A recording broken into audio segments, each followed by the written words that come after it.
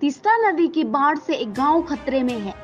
कृषि भूमि नदी से कट रही है, लोगों के घर नदी के नीचे जा रहे हैं, लेकिन राज्य सरकार खामोश है। मानव बस्ती को बचाने के लिए अब तक कोई सकारात्मक भूमिका नहीं ली गई है। प्रशासन के जिलाधिकारी, महकमा अधिकारी या सिंचाई विभाग के किसानों को कोई सटीक जवाब नहीं दे रहे हैं। सत्तारूढ़ दल के नेताओं को भी नहीं देखा जा रहा है। वे अपने अपने निजी काम में व्यस्त हैं। उनके घरों से लाखों रुपया उधार हो रहे हैं, लेकिन वे यहाँ संकटग्रस्त लोगों के साथ नहीं है। आज शुक्रवार को माल ब्लॉक के तीस्ता नदी की बाढ़ से प्रभावित टोट गांव बस्ती में पहुंचकर कुछ इस तरह राज्य सरकार के ऊपर कटाक्ष करते हुए जलपाईगुड़ी के सांसद जयंत राय और दार्जिलिंग के सांसद राजू बिष्ट उक्त बात कही। टोट गांव बस्ती माल ब्लॉक का एक सुंदर गांव में अवस्थित है। तीस्ता के पूर्व की ओर स्थित इस गांव में लगभग 300 परिवार रहते हैं। कृषि और पशुपालन जीविका ही लोगों का मुख्य साधन है। पिछले कुछ वर्षों से तीस्ता नदी के बाढ़ से कई बीघा कृषि योग्य भूमि तीस्ता के गर्भ में चली गई। जमीन गर्भ में चले जाने के बाद नदी बस्ती की ओर बढ़ता जा रहा है। कुछ घर पहले ही नदी के नीचे जा चुके हैं। अन्य लोग अपने घरों को तोड़कर उन्हें स्थानांतरित कर रहे हैं।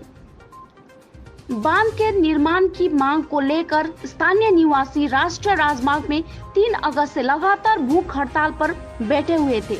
बाद में ब्लॉक प्रशासन के आश्वासन पर भूख हड़ताल हटा ली गई है।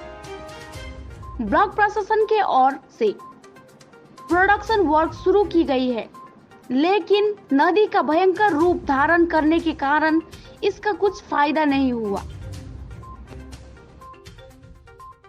এই যে টোটগাঁওয়ের মানুষ প্রচণ্ড আতঙ্কে দিন কাটাচ্ছেন।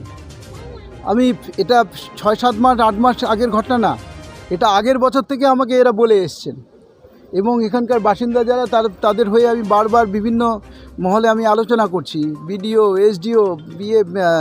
এসডিও ইঞ্জিনিয়ার, মানে যে ইরিগেশন ইঞ্জিনিয়ার, এক্সিকিউটিভ ইঞ্জিনিয়ার, সবার সাথে আলোচনা করছিলাম।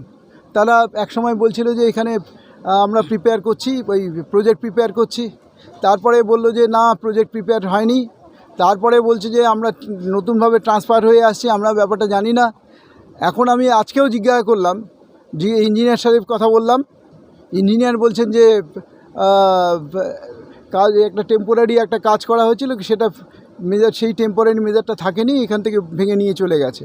কিন্তু আমি তো এর আগের বছরও ডিএম ম্যাডামকে বলেছিলাম যে দেখুন আপনারা একটু এখানকে যে সমস্ত জায়গাগুলো আইডেন্টিফাই করুন, যেগুলো ভালনারেবল এরিয়াগুলো আইডেন্টিফাই করে সেখানে আগের থেকেই ব্যবস্থা নিন, শীতকালে ব্যবস্থা নিন, যাতে বর্ষাকালের সময় ব্যবস্থা নিয়ে তো কোনো লাভ নেই। টেম্পোরারি মেজার নিয়ে শুধু পয়সাগুলোকে জলে দেওয়া হচ্ছে।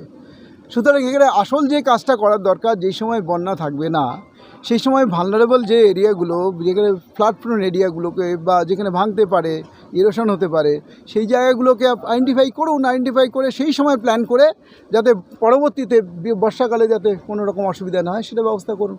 কিন্তু এখন পর্যন্ত আমি দেখতে পাচ্ছি না যে কিছু একটা ব্যবস্থা নেওয়া হয়েছে। এই যেটা নেওয়া হয়েছিল সেটা একেবারেই টেম্পোরারি মেজার। এবার এখানকার কেউ পলিটিক্যাল লিডার এরকমও বলেছে, আমার কানে আসছে, এটাকে পলিটিসাইজ করে বলছে যে এখানে ভোট পাই না সেই জন্য করবো না। এটা কোন ধরনের কথা? মোদিজি কখনো বলেন যে ভোট করবে না বলে তোমার বাড়ি প্রাইম মিনিস্টার আবাস যোজনা হবে না? কখনো কারো এমজি এনআরজি 100 দিনের কাজ পাবে না তোমরা বিয়ে করো না বলে, মানে বিজেপি করো না বলে তো ওয়েস্ট বেঙ্গলকে দেওয়া হবে না, এরকম কোনো দিন বলেছিল? কিন্তু এরা তো সবগুলো টাকা মারতে ব্যস্ত। এরা যারা প্রশাসনে আছে, সরকারে যারা আছে, তাদের তো বাড়িতে লক্ষ লক্ষ কোটি কোটি টাকা, লক্ষ ভুল বললাম, হাজার কোটি টাকা তাদের বাড়িতে এখন পাওয়া যাবে, অলরেডি পাওয়া শুরু হয়ে গেছে। তো সেগুলো তাদের বাড়িতে রাখবে না মানুষের কাজে লাগাবে? এই যে মানুষের কাজে না লাগিয়ে সেগুলো এখন বাড়িতে ভরছে। এখনই আমি এসডিওকে করলাম, এসডিও আবার বলছেন যে তার পারভিউয়ের মধ্যে আসে না, এটা নাকি সে অ্যাভয়েড করছে না ওর ডিউটি। আমি বললাম যে আপনারা অ্যাভয়েড করছেন কেন? होता रहा, उसके बावजूद भी पश्चिम बंगाल की सरकार और जलपाईगुड़ी के ज़िला के सारे जो प्रशासन के लोग हैं, डीएम से लेकर के एसडीओ यानी बीडीओ तक, सबने अनदेखी की। और मुझे बड़ा दुख होता है, अभी जैसे जयंतदा बता रहे थे, एक कोई सांसद भी फ़ोन करता है तो एसडीओ या बीडीओ वो भी बदतमीजी पे उतर आता है। खैर वो उनका अलग विषय, अलग तरीके से उनको देखेंगे। और इसका मूल कारण ये है कि पश्चिम बंगाल में आप लगातार देख रहे हैं नदी की कटाई होती है, पत्थर और बालू की चोरी होती है और उसके कारण जो है नदी अपना शेप जो है बदल लेती है, अपना स्वरूप अपना रूप बदल लेती है। और आपने एक बात कही कि पैसे के अभाव के कारण, मुझे बड़ी हंसी आती है।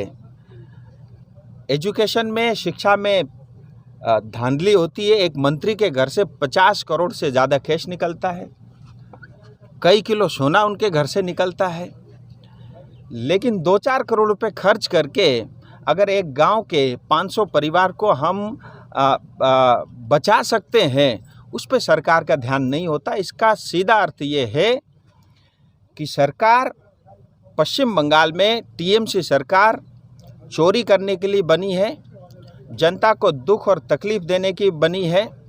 यहाँ की शिक्षा से लेकर के, मेडिकल से लेकर के हर चीज़ में धांधली के लिए बनी है। उनका एक ही काम है, जो जनता का पैसा है, जो सरकारी पैसा है, जो डेवलपमेंट का पैसा है, उसकी चोरी करो और राज करो। मैं आपके माध्यम से बताना चाहता हूँ, इस गांव के लिए जो भी बन पड़ेगा मैं अवश्य करूँगा, सरकारी तंत्र लगाकर हो या व्यक्तिगत तौर पे हो। मैं आज इस गांव में आया हूं, मैं इतना इस गांव के लोगों से वादा कर रहा हूं कि इसके बाद किसी तरह की क्षति नहीं होगी, ये मेरी पहली जिम्मेदारी होगी। मेरे साथ मेरे सांसद भी, हमारे विधायक भी हैं।